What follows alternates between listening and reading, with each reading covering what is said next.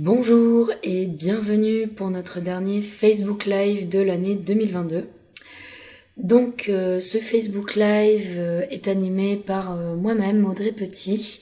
Je travaille chez Alter Alsace Énergie et nous travaillons en collaboration avec Saint-Louis Agglomération. Saint-Louis Agglomération qui finance le service France Rénov', le service d'accompagnement des particuliers à la rénovation énergétique.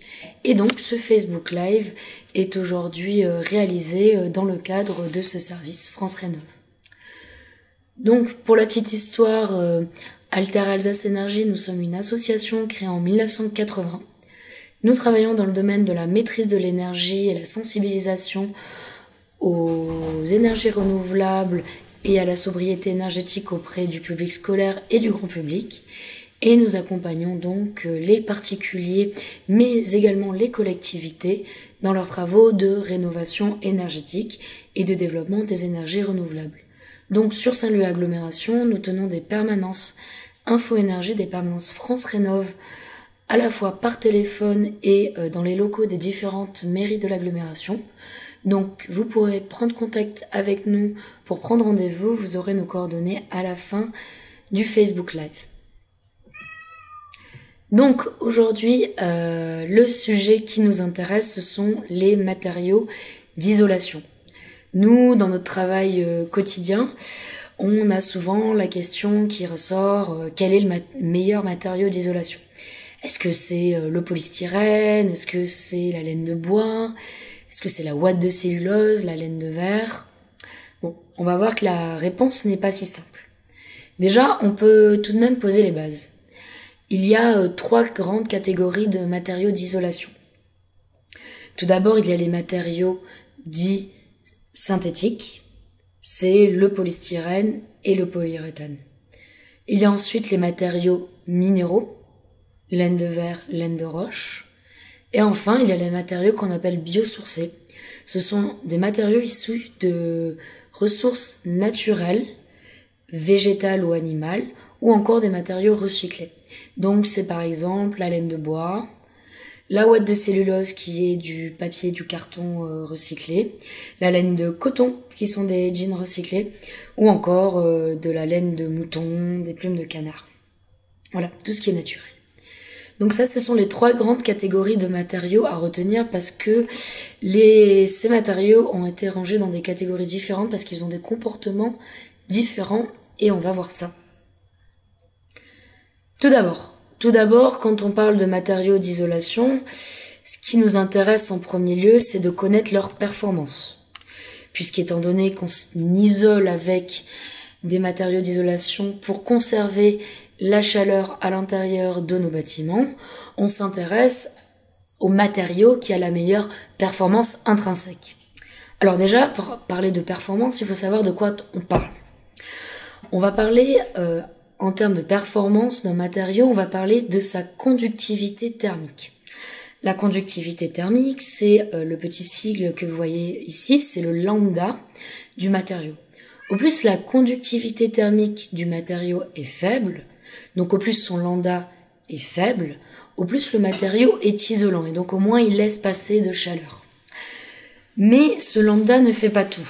Donc le lambda, si je dois vous donner des ordres de grandeur, si on doit tout de suite classer les matériaux entre eux, on sait que par exemple une laine minérale va avoir un lambda moyen aux alentours de 0,032, tandis que une laine biosourcée est aux alentours de 0,036, quand un matériau synthétique tel que le polystyrène ou le polyuréthane va avoir un lambda plutôt aux alentours de 0,028.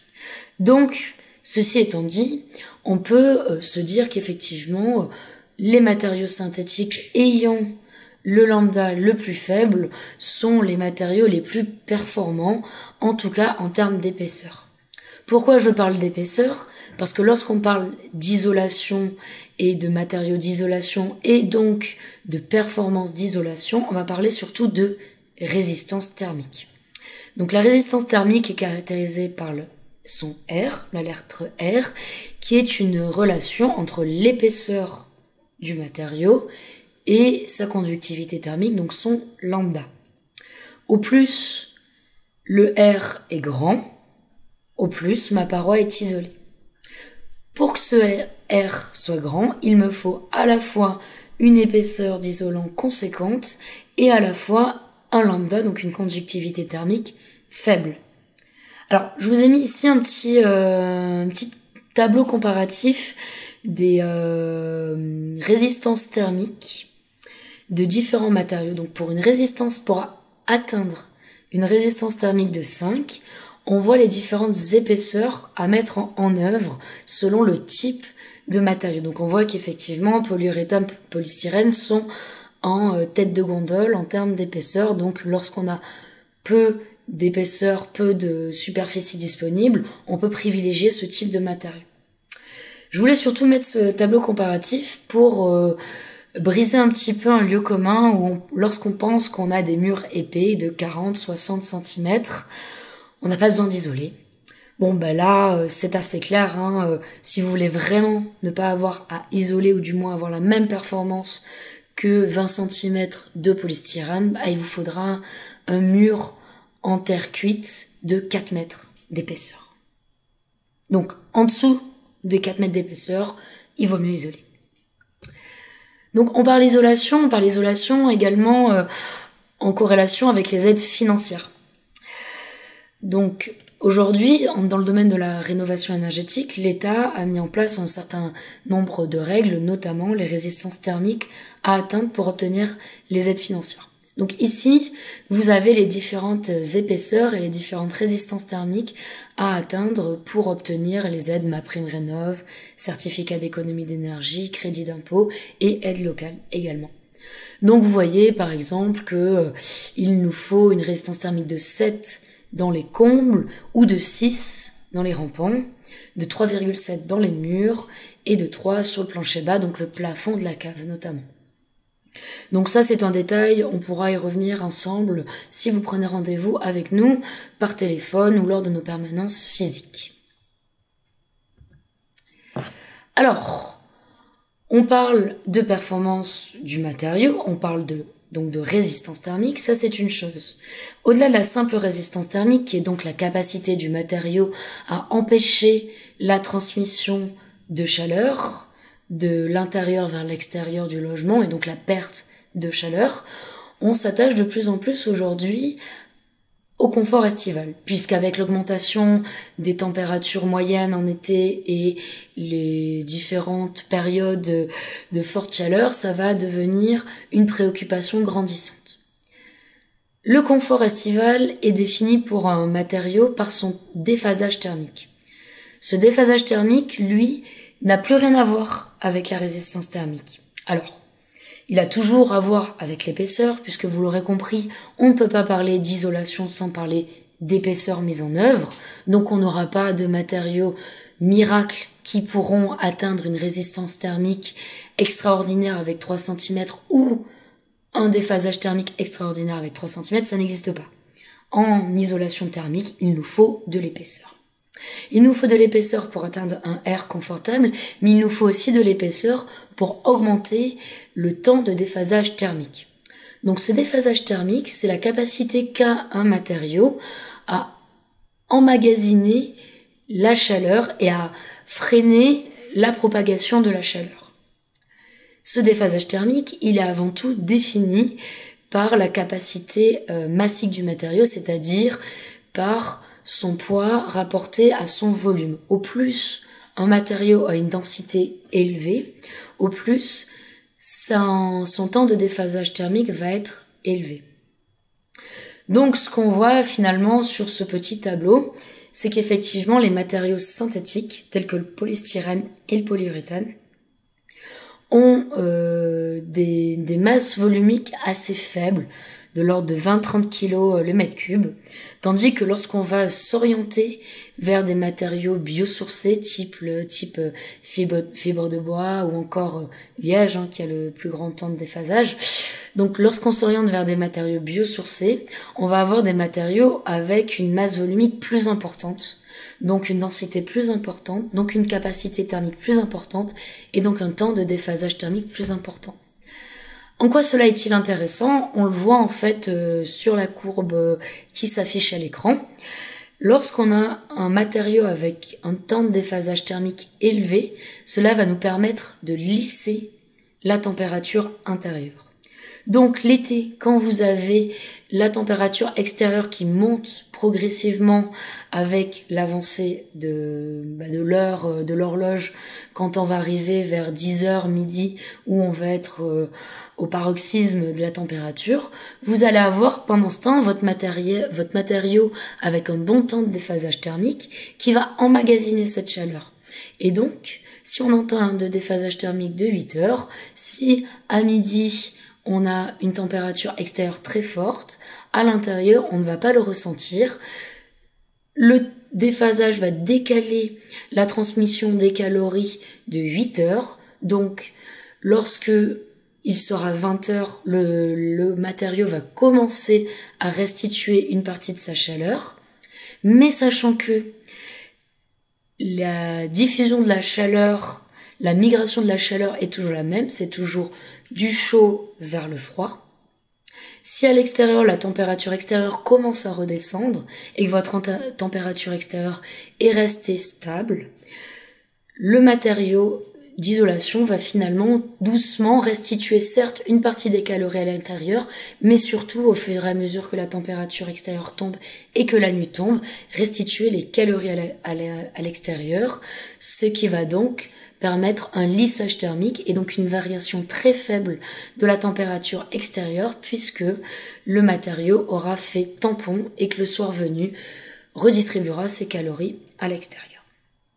Donc on a vu les phénomènes physiques qui permettent d'avoir un meilleur confort hivernal à travers la résistance thermique, un meilleur confort estival à travers le déphasage thermique.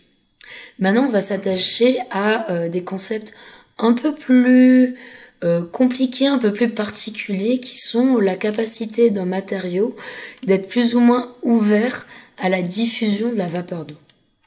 Alors, cette capacité de résistance à la diffusion de vapeur d'eau, elle est importante lorsqu'on parle de point de rosée. Vous avez peut-être déjà entendu parler du point de rosée. Le point de rosée, c'est lorsque notre vapeur d'eau va condenser et se transformer en eau liquide. Ce point de rosée, il est important, puisqu'on veut éviter qu'il y ait cette condensation soit dans l'isolant, ce qui va abîmer l'isolant, ou soit à l'intérieur du mur, ce qui risque d'engendrer à terme des dégâts dans le mur. Donc pourquoi ce point de rosée et pourquoi cette question de migration de la vapeur d'eau? On a une capacité relative de l'air à transporter une certaine humidité. Un air chaud a la capacité de transporter une proportion d'humidité plus importante qu'un air froid. Donc comme on l'a dit, l'air chaud va toujours vers le froid. Donc l'humidité suit le cours des calories et suit le cours de l'air qui va se diriger de l'intérieur de l'habitation vers l'extérieur. Ce qui se passe, c'est que vous avez une maison qui est chauffée à 20 degrés. Vous avez donc la capacité, l'air a la capacité d'emmagasiner une certaine proportion d'humidité. Sachant que nous-mêmes, nous produisons à travers notre respiration, à travers la cuisson, à travers les douches qu'on prend, on produit une certaine quantité de vapeur d'eau à l'intérieur de la maison. D'où également l'intérêt d'avoir une bonne ventilation. Mais ça, c'est un autre sujet. Donc, on a un air chaud qui est capable de transporter une certaine quantité d'humidité. Cet air chaud va migrer vers l'extérieur et va donc rencontrer au fur et à mesure une température de plus en plus froide, une paroi de plus en plus froide. Et donc cette paroi froide va être en contact avec un air plus froid, qui est capable, lui, d'emmagasiner moins de vapeur d'eau. Et donc, au contact de cette paroi froide, si on arrive à saturation, il va y avoir condensation et donc point de rosée. La problématique, c'est que pour la pérennité des matériaux de construction et d'isolation, il faut que le point de rosée se situe au maximum à l'extérieur du mur pour que cette eau condensée puisse extraire à l'extérieur du mur. Il faut donc qu'on ait des matériaux de moins en moins résistants à la diffusion de la vapeur d'eau de l'intérieur vers l'extérieur. C'est le principe de l'entonnoir. Un entonnoir où côté intérieur, on aurait le bout de l'entonnoir très fin et côté extérieur, un entonnoir très ouvert pour laisser passer la migration de vapeur d'eau. Donc ce que vous voyez là sur le petit graphique, c'est les différentes catégories de matériaux et leur perspirance ou non, leur résistance ou non à la diffusion de la vapeur d'eau. Et donc ce que l'on voit, c'est que au plus on se dirige vers des matériaux synthétiques, polystyrène, polyuréthane, au plus on a des matériaux fermés à la diffusion de la vapeur d'eau, au plus on se dirige vers des laines, notamment les laines biosourcées et les matériaux biosourcés, au plus on a des matériaux ouverts à la diffusion de vapeur d'eau. Et tout ça va prendre tout son sens lorsqu'on va parler de bâtis anciens. Les bâtis anciens, ce sont tous les bâtiments construits avant les années 50, avant-guerre, pour faire simple. Ce sont des bâtiments dans nos régions construits soit en briques crues, soit en pans de bois et remplissage torchis pour la majorité des cas.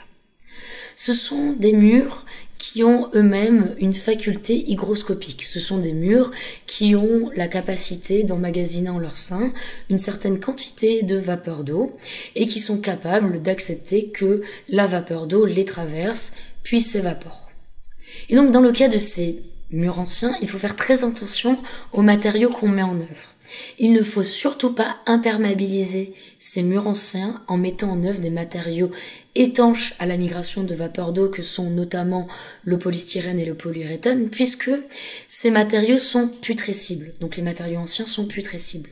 Donc si on les enferme à l'intérieur de matériaux d'isolation étanches ou même d'enduits à l'extérieur étanche, style enduit ciment ou enduit plastique également, qui sont des enduits étanches, on va bloquer la migration de vapeur d'eau à l'intérieur du mur. Cette vapeur d'eau va s'accumuler et divers risques peuvent se produire, comme je disais, putréfaction du matériau. Si on est en isolation intérieure, le mur est côté froid, donc on peut avoir aussi des phénomènes de gel de l'eau contenue à l'intérieur du mur lorsqu'il fait très froid. Enfin voilà, on met en danger le bâti ancien. Donc une des règles d'or lorsqu'on travaille avec des murs anciens, c'est d'avoir des matériaux perspirants et donc qui permettent la migration de vapeur d'eau, mis en œuvre avec des membranes elles aussi perspirantes, donc une membrane freine vapeur côté chaud et un enduit perspirant côté froid. Donc voilà, ma petite démonstration est finie. Comme d'habitude, les Facebook Live se veulent assez courts. N'hésitez pas à nous contacter aux coordonnées suivantes pour pouvoir prendre rendez-vous avec nous, en rendez-vous téléphonique ou en rendez-vous durant nos permanences Info Énergie.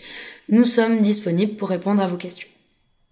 S'il y a des questions, n'hésitez pas à les poser dans le chat. Nous sommes à votre écoute. Et donc nous avons mis également bien sûr quelques petits guides pour aller plus loin, des guides édités par la région à travers le dispositif Climaction. Donc le guide des matériaux isolants et les 7 clés pour réussir votre projet.